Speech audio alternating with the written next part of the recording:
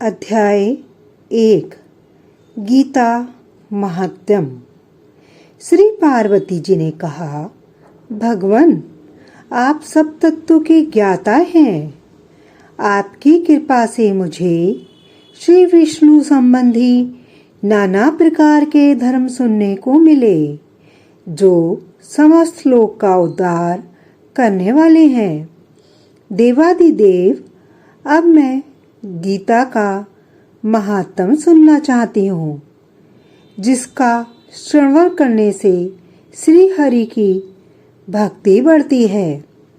श्री महादेव जी बोले, जिनका श्री विग्रह अलसी के फूल की भांति श्याम बर्ण का है, पृथ्वीराज गरुड़ ही जिनके वाहन हैं, जो अपनी महिमा से कभी च्युत नहीं होते तथा शेषनाग की सैया पर शयन करते हैं, उन श्री भगवान महाविष्णु की हम उपासना करते हैं। एक समय की बात है, मुर दैत्य के नाशक भगवान विष्णु शेषनाग की रमणीय आसन पर सुखपूर्वक विराजमान थे। उस समय समस्त लोगों को आनंद देने वाली भगवती लक्ष्मी ने आदरपूर्वक प्रश्न किया। श्री लक्ष्मी जी ने कहा, भगवान, आप संपूर्ण जगत का पालन करते हुए भी अपने ऐश्वर्य के प्रति उदासीन से होकर जो इस क्षीर सागर में नींद ले रहे हैं, इसका क्या कारण है?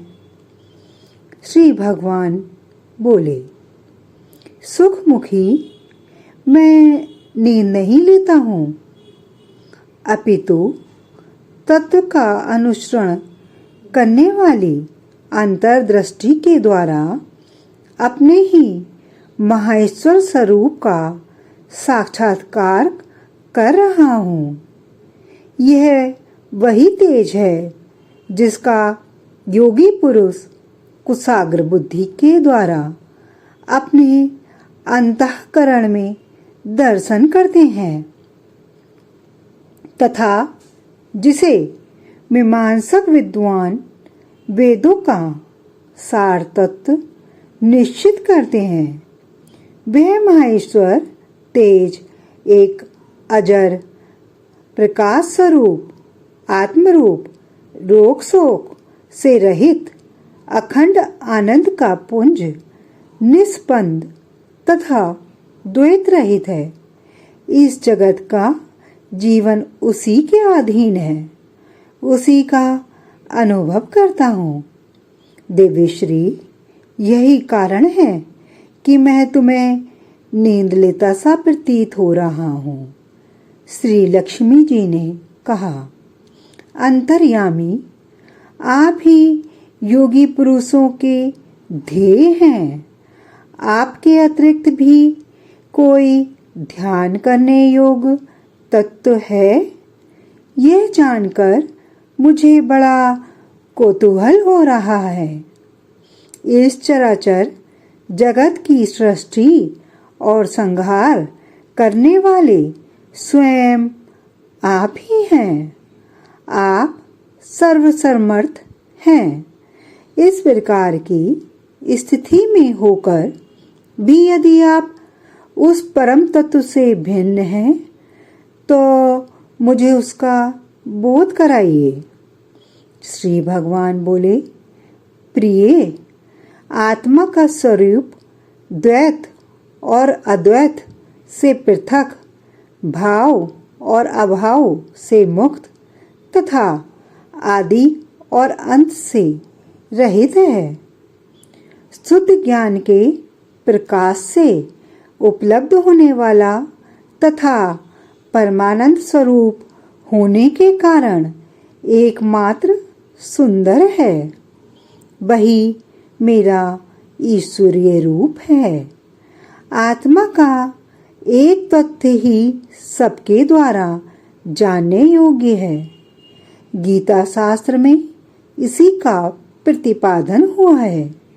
अमित तेजस्वी भगवान विष्णु के ये वचन सुनकर लक्ष्मी जी ने शंका उपस्थित करते हुए कहा, भगवान, यदि आपका स्वरूप स्वयं परम आनंदमय और मन वाणी की पहुंच के बाहर है, तो गीता कैसे उसका बोध कराती है?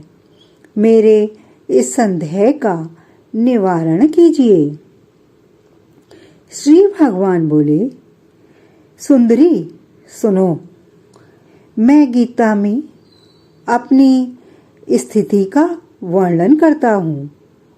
क्रमशः 5 अध्यायों को तुम मेरे 5 मुख जानो, 10 अध्यायों को 10 भुजाएं समझो तथा 1 अध्याय को उदर और 2 अध्यायों को दोनों चरण कमल जानो। इस प्रकार ये 18 अध्यायों की वर्णमयी ईश्वरीय मूर्ति ही समझनी चाहिए। यह ज्ञान मात्र से ही महान पातकों का नाश करने वाली है।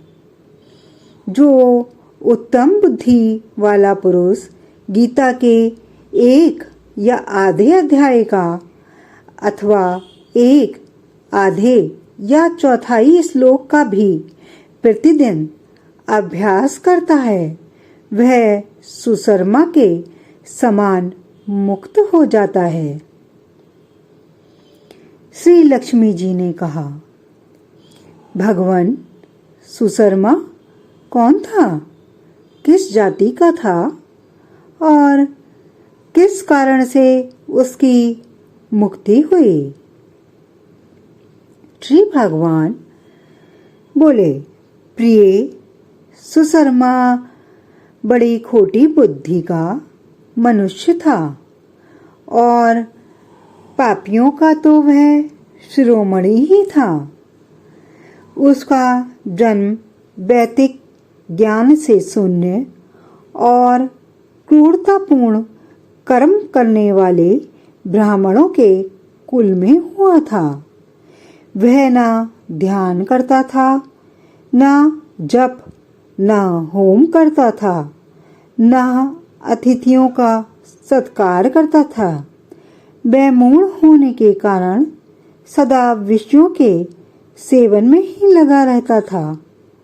हल जोतता और पत्ते बेचकर जीविका चलाता था। उसे मदिरा पीने का व्यसन था तथा वह मांस भी खाया करता था। इस प्रकार उसने अपने जीवन का दीर्घ काल व्यतीत कर दिया था। एक दिन मूढ़ बुद्धि सुशर्मा पत्ते लाने के लिए किसी ऋषि की वाटिका में घूम रहा था। इसी बीच में काल रूपी धारी काले सांप ने उसे डस लिया। सुशर्मा की मृत्यु हो गई। तदंतर वह अनेक नरकों में जा वहां की यातनाएं भोगने लगा। उसके पश्चात मृत्युलोक में लौट आया और वहां भोज ढोने वाला बैल हुआ। उस समय किसी पंगु ने अपने जीवन को आराम से व्यतीत करने के लिए उसे खरीद लिया।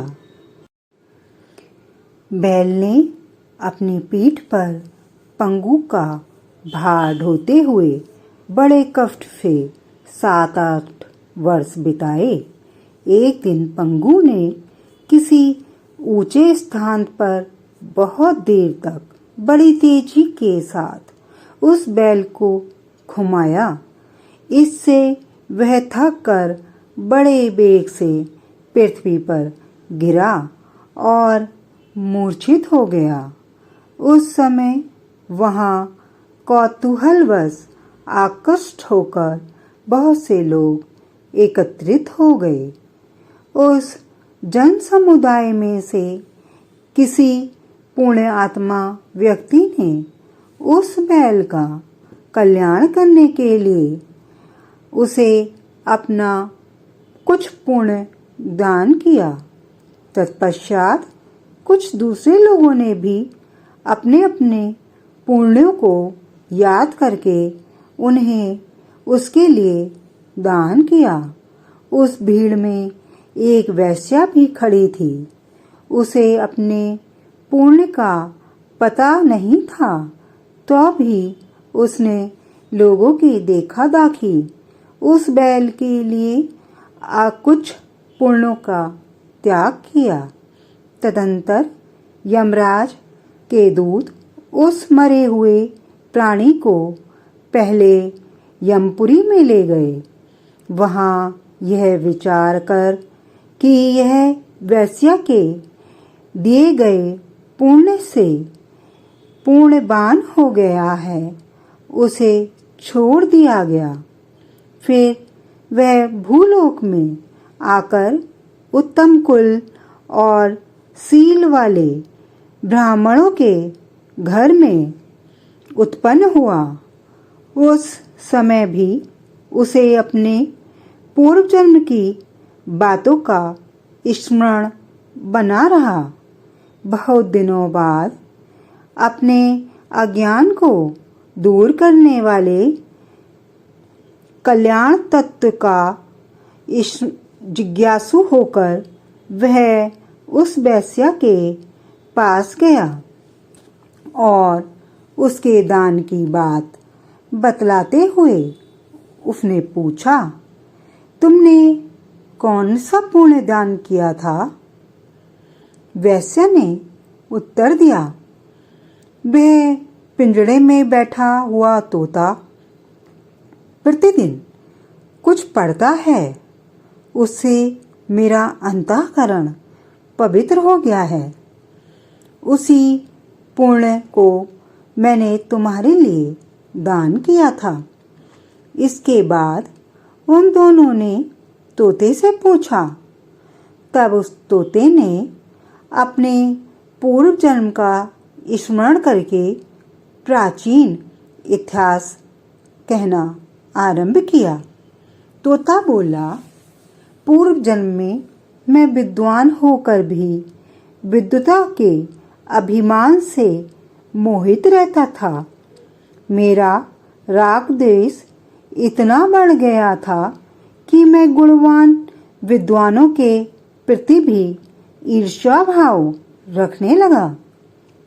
फिर समयानुसार मेरी मृत्यु हो गई और मैं अनेकों घृणित लोकों में भटकता फिरा। उसके बाद इस लोक में आया। सद्गुरु की अत्यंत निंदा करने के कारण तोते के कुल में मेरा जन्म हुआ। पापी होने के कारण छोटी अवस्था में ही मेरा माता पिता से वियोग हो गया। एक दिन ग्रीष्म काल में तपे मार्ग पर मैं पड़ा था। वहां से कुछ श्रेष्ठ मुनि मुझे उठा लाए और महात्माओं के आश्रम के भीतर एक पिंजड़े में उन्होंने मुझे डाल दिया। वहीं मुझे पढ़ाया गया। ऋषियों के बालक बड़े आदर के साथ गीता के प्रथम अध्याय का अध्ययन करते थे। उन्हीं से सुनकर मैं भी बार बार पाठ करने लगा। इसी बीच में एक चोरी करने वाले बहेलिये ने मुझे वहां से चुरा लिया। तत्पश्चात इस देवी ने मुझे खरीद लिया। पूर्व काल में मैंने इस प्रथम अध्याय का अभ्यास किया था, जिससे मैंने अपने पापों को दूर किया। फिर उसी से इस वेश्या का भी अंतःकरण शुद्ध हुआ और उसी के पुण्य से ये द्विजश्रेष्ठ सुशर्मा भी पाप मुक्त हुआ है। इस प्रकार परस्पर वार्तालाप और गीता के प्रथम अध्ययन के महत्व की प्रशंसा करके वह तीनों निरंतर अपने अपने घर पर गीता का अभ्यास करने लगे। फिर ज्ञान प्राप्त करके वे मुक्त हो गए। इसीलिए जो गीता के प्रथम अध्याय को पढ़ता है, सुनता है तथा अभ्यास करता है, उसे इस भाव सागर को पार करने में कोई कठिनाई नहीं होती है। हरे कृष्णा कृष्णा कृष्णा हरे हरे।